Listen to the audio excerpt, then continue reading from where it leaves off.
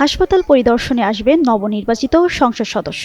এই খবর ছড়িয়ে পড়তেই তরতর করে বেড়ে যায় রোগীর সংখ্যা। সংসদ সদস্য চলে যাওয়ার পরই আবার হাসপাতাল ছাড়েন তারা। এমনই এক ঘটনা ঘটেছে চট্টগ্রামের আনোয়ারা উপজেলা স্বাস্থ্য কমপ্লেক্সে। ফেসবুকে ঢুকলে ঘুরছে এই ঘটনার ভিডিও, যা রীতিমতো হাস্যরসের খোরাকে পরিণত হয়েছে।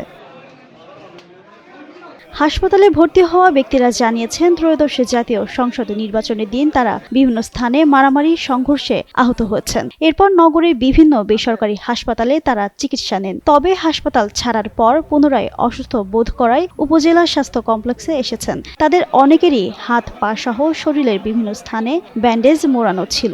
সংসদ সদস্যের পরিদর্শন শেষ হওয়ার পরপরই তারা হাসপাতাল ত্যাগ করেছেন। Authentic Brazilian coffee. এদিকে হাসপাতালে আগে থেকে ভর্তি ছিলেন আনোয়ারার মাজার গেট এলাকার মোহাম্মদ আলমগীর ও পীরখাইন এলাকার মোহাম্মদ হোসেন। দুজনের অভিযোগ, তাদের নির্ধারিত শয্যা থেকে সরিয়ে সেখানে নতুন করে ভর্তি হওয়া ওই ব্যক্তিদের তোলা হয়। তবে সংসদ সদস্য চলে যাওয়ার পর ওই ব্যক্তিরা চলে যাওয়ার শয্যা ফিরে পেয়েছেন।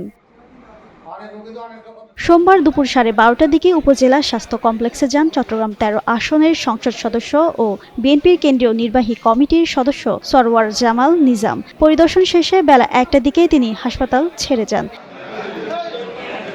উপজেলা স্বাস্থ্য কমপ্লেক্সের পরিবার ও পরিকল্পনা কর্মকর্তা মাহতাব উদ্দিন চৌধুরী বলেন, কিছু রোগী ফলো আপের জন্য সকালে হাসপাতালে ভর্তি হয়েছিলেন। এসব রোগীকে দুটি পুরুষ ওয়ার্ডে ভর্তি করা হয়। নিয়মিত রোগীদের ওয়ার্ড থেকে বের করে দেওয়ার অভিযোগ সত্য নয়।